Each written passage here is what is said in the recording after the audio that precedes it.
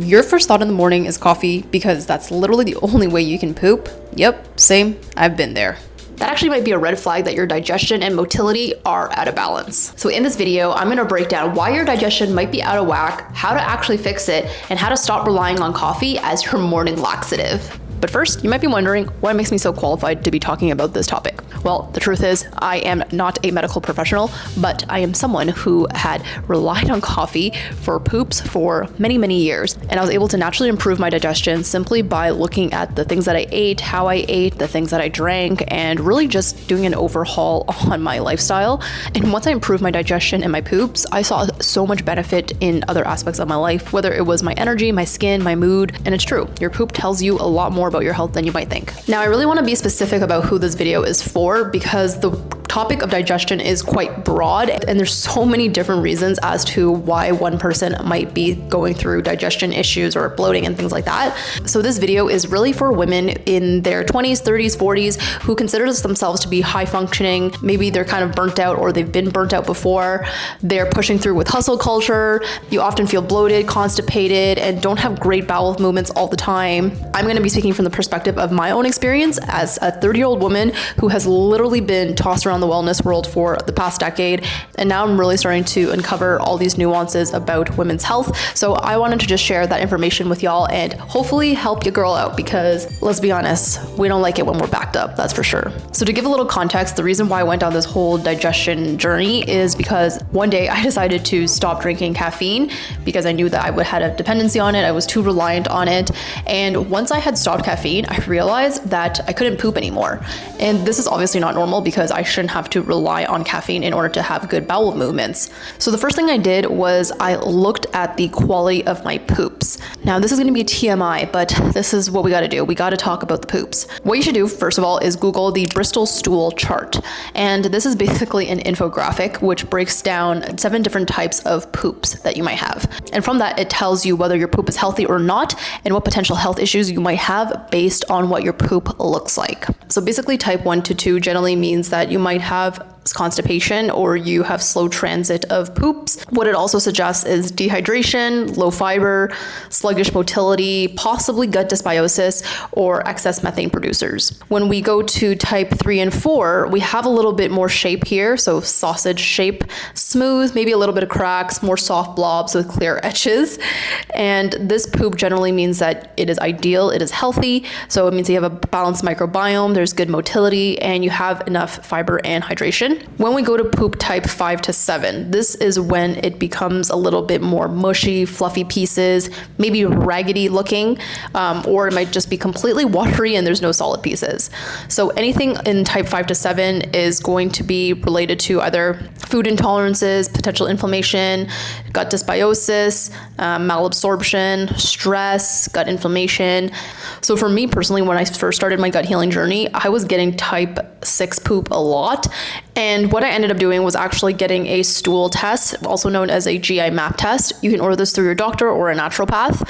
With this test, I gave a poop sample and essentially it came back telling me a lot of information about my gut microbiome and the levels of bacteria that were actually in my gut. So from that stool test, I was able to learn that I had SIBO, small intestinal bacterial overgrowth.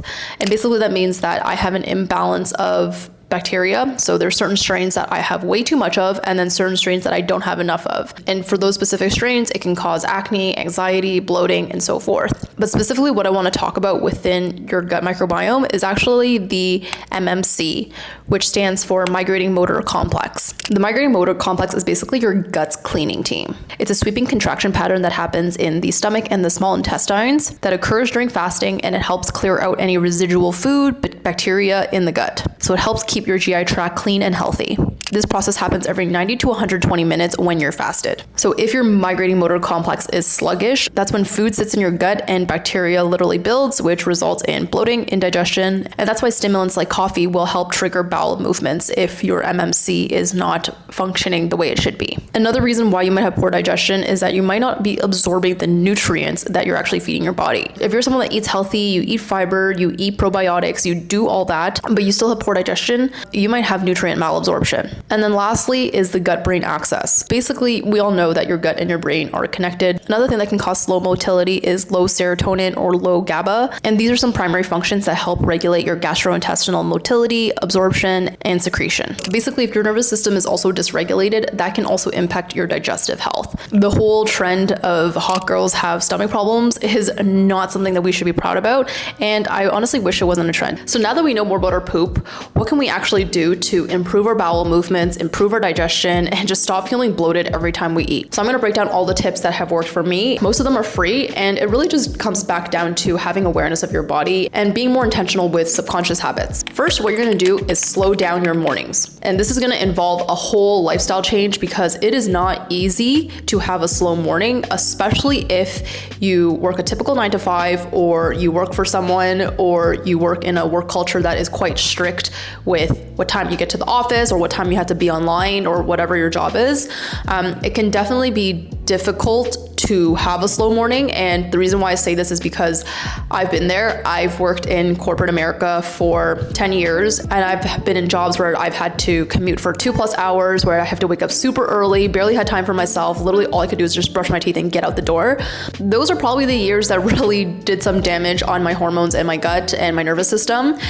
But now that I do work for myself and I do have the luxury of working at home, I will say it is easier to have a slow morning, but I'm also gonna share tips as to how you can have a slower morning, even if you don't have as much flexibility in terms of your morning. So hopefully this video gives you a bit of something for everyone. First, what you're gonna do is wake up and drink a glass of warm water, not cold water. In traditional Chinese medicine, cold water can be damaging for your spleen and for your digestion, especially if you drink it on an empty stomach first thing in the morning. When you drink warm or hot water, this helps prime your digestion and get it ready for the rest of your day and for your breakfast. Sometimes I like to add a bit of lemon to my warm water if I feel a little bit more sluggish or if I had a later dinner the night before.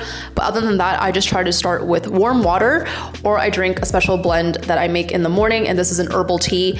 It has ingredients like ginger, fennel, and tenpei, which is mandarin peel, and it's great for stimulating the digestion, especially if you have a weaker digestion. The next thing you're gonna do is you're not going to make your coffee first thing in the morning. You need to eat breakfast before you make your coffee, because when you just have that acidic coffee hitting your stomach, gut lining first thing in the morning, that is really just creating a reliance on coffee for bowel movements. And on top of that, studies show that when you allow your cortisol to naturally rise up in the morning, that gives your body to naturally get its own energy and wake up on its own. The next thing you're gonna do is take deep breaths in the morning. As you're getting ready, as you're brushing your teeth, you're putting your clothes on, you're getting your bag ready for the day or whatever it might be. I do this all the time still, where I'm very go, go, go, because maybe I'm running late, I'm trying to make my breakfast, I'm trying to do this, I'm trying to take my dog out, and I just catch myself holding my breath. And this is literally a signal to your digestion that, hey, we're in fight or flight mode right now. We don't have time to be getting your bile ready, to be getting your digestion moving. Going speedy at doing something isn't actually gonna make you faster. Oftentimes, we're just really saving a minute or two, and at the end of the day, just being slow and intentional is gonna be way better than rushing through your day-to-day tasks. And the next thing you're gonna do is you're not gonna skip breakfast. Breakfast is definitely the most important meal of the day, especially for women, especially during certain phases of our cycle. We need the nutrients, we need that energy in the morning, especially if you like to work out in the morning as well. I used to be guilty of this, where I would be eating and driving at the same time because I didn't have time to sit down and eat breakfast. If you're really running low on time, I really suggest just waking up 15 minutes earlier and allowing yourself to have a calm moment of breakfast and tea or breakfast and warm water or whatever you're drinking. This gives you time and space to actually properly chew your food and properly look at your food when you're eating. Nowadays, we get into the habit of being on our phone while eating, or scrolling on TikTok, or watching TV, or just doing something that is mindless when you're eating. And this actually doesn't help your brain process that, hey, we are actually eating right now and I need to do the work of digesting the food, which then signals to your digestive system. So it's really all connected, and it's important that you look at your food, you think about what you're eating. Not only does it help with digestion, but it also helps with feeling satiated. And there's lots of studies done on this, so it's definitely something that has been a huge game changer for me. I like to chew 30 to 40 times each bite. I know it sounds a lot, but trust me, just making the food more mush and more broken down is gonna make it way easier for your digestive system. when it gets down there. Then after you eat breakfast, you want to get movement in. It's great if you can go out and get a 15-minute walk and get some sunlight in your eyes. So if you do work at 9 to 5 and you don't have the luxury of being able to go on walks and things like that, I will try to walk or bike to work if possible. If not, then when you get to the office, make sure that you're taking the stairs all the time. So don't take elevators, try your best to just take stairs whenever you can. And then during your breaks, walk around the office, walk outside the vicinity of the office. And if you want to even get more steps in to support your digestion, ask to take your meetings on a walk. So if you need to meet a coworker, ask if you can do a standing meeting or ask if you can do a walking meeting. If you don't have the luxury of making your morning tea at home, make sure you bring a thermos of hot water to the office so you can sip on it throughout the morning. Aside from starting your slow mornings, there's other tips that can help with improving your digestion and your bowel movements. My absolute favorite herb food ingredient for digestion is ginger. I drink ginger tea, I eat ginger, I add ginger to a lot of the food that I have. Ginger is really a power food in my opinion. Ginger has been shown to stimulate gastric emptying, which supports your digestion. And if you're ever feeling bloated, ginger is the way to go. Peppermint is also a great herb as well, which you can drink as a tea. Peppermint helps relax the gut muscles, helps with bloating and IBS symptoms. If you feel very hot and bothered internally, peppermint is a great tea to have, especially in the mid-afternoon. But if you tend to run cold, I would actually avoid drinking too much peppermint because it can have too much of a cooling effect. The next food that is really great for digestion are bitter greens. So think of any bitter type of vegetables. Bitter melon, dandelion, arugula, all those vegetables that have a bitter taste to it can help stimulate bile and digestive enzymes. Earlier we talked about the migrating motor complex. In order to support that, we want to also look at the timing of our meals and how often we eat. So as we said before, the MMC starts working every 3 to 4 hours. That's when it does its sweep inside of your intestines and your gut. So we generally want to space meals every 3 to 4 hours. If you're constantly snacking or munching, that's also going to disrupt the MMC and that doesn't allow it for it to do its job essentially. Our body also likes routine and structure, so generally keeping your meals around the same time every day is going to be helpful in regulating your bowel movements. Believe it or not, the nervous system is also deeply tied to your digestive system. Let's say that you're someone that constantly has been living in fight or flight mode for many years. This is going to impact your digestion over a long period of time because it is a lot of stress that you're putting on your body and that can slow digestion. But when you do things to support your nervous system and activate your parasympathetic state, that's when you really have good gut motility. There's also lots of other things that can help activate your parasympathetic nervous system, so your rest and digest state, and I'm just going to list them here.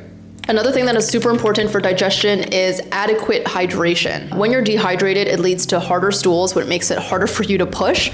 When your body is hydrated, it is much easier to have smooth logs like type 3 and 4. So with hydration, I love to have electrolytes, especially if I'm doing hot yoga, sweating a lot, or going to the sauna. Warm water throughout the day or warm herbal teas throughout the day is also going to be a great option to make sure that you're staying hydrated. Magnesium is also a wonderful supplement that can help with improving your digestion, and especially if you tend to be someone that has constipated poops. Sleep quality is also super important. When you have good sleep, this supports your migrating motor complex, which supports your digestion, which supports your poop. When you have a consistent bedtime as well, this helps support your circadian rhythm, which ultimately helps keep your digestion on a schedule. And last but not least, posture and movement is going to be a huge game changer for your digestion. A lot of us, we sit in chairs nowadays and we're working at the desk or we're on our phone, and it's not healthy for us, right? We're not meant to be sitting constantly. So what you want to do is take breaks and stand, stretch, move your body, move your legs. And also for women, it's important to take care of our pelvic floor muscles. Sometimes constipation can be because you've been sitting for a long time and your pelvic floor muscles are weak or it's very tight. So what you want to do is make sure that you're breathing into your belly, doing exercises for your pelvic floor. A great thing is like hip bridges, pigeon pose, upward dog. All those yoga poses are going to be really great for strengthening your pelvic floor. If you've been doing everything right and you still can't poop, try this little hack because it has definitely been a game changer for me. It's the trampoline. So obviously not everyone has a trampoline at home, but if you shake and if you jump, it's more or less the same effect. I promise you those bowel movements are gonna come out.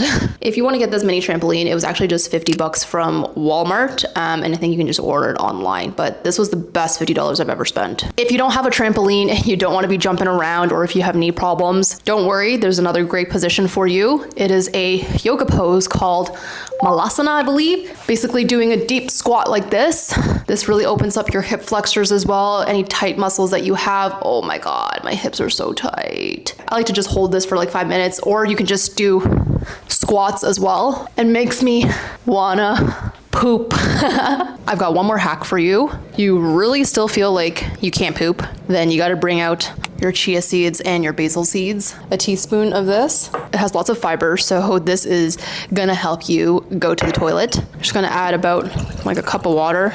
Let this sit for like 10, 15, 20 minutes, and it's gonna turn into like a gelatin type of texture. This chia seeds are gonna expand, and then you're just gonna drink it. And I promise you, you will go to the bathroom. So hopefully one of those tips is going to help you with improving your digestion and your bowel movements, and ideally reducing your reliance on coffee for poo. There's nothing wrong with coffee. I personally love the taste. I do miss it very much.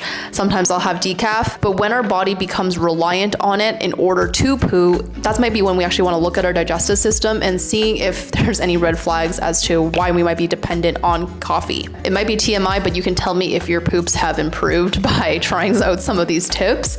If you're interested in getting more free content about nervous system health, gut healing, tools and recipes, then be sure to join my free newsletter that I send out every month. And I share a lot of different hacks and tools and things that I've been learning each month. Oh, and my teas. I've been talking about my teas for a few videos now, but I'm gonna keep plugging it in because I am a small business owner. If you haven't heard, I've been working on a tea brand, and that is a cycle synced tea designed to support each phase of your cycle, inspired by traditional Chinese ingredients. Basically, it's a 30-day tea supply, and it tells you exactly what tea to drink depending on what phase of your cycle that you're in. And each blend is developed in a way that supports some of the symptoms or challenges that you might be going through during each phase. Bloating, poor digestion, mood, skin, inflammation. Each blend has been carefully crafted for that. So I'm going to be doing a soft launch in the fall time. And right now I have a wait list that you can join to get your name on the list so you can be the first to know when the teas drop. I'm going to do a very limited amount of boxes for the first drop, but I'm super excited. And if you want to see the behind the scenes of how I'm building this brand or learn more about women's health, cycle syncing, and all that fun stuff, be sure to head over to the Instagram at innercode.co, and that's where I've been sharing everything. I'm also thinking about making YouTube vlogs of me building the business and doing all that, but I don't know if you guys are necessarily interested in that because I feel like a lot of my videos that have done well have been about me giving educational information and so forth. So I don't know if I like switch to a little bit of different content, if you guys would still be interested. Obviously, I would still do a lot of the educational videos that I put out now, but I want to layer in a little bit more fun lifestyle behind the scenes type of vlogs. Would you be interested? What kind of content do you want to see from me? And yeah, be sure to check me out on my other socials and subscribe to my YouTube. I will see you guys in the next video. Bye bye.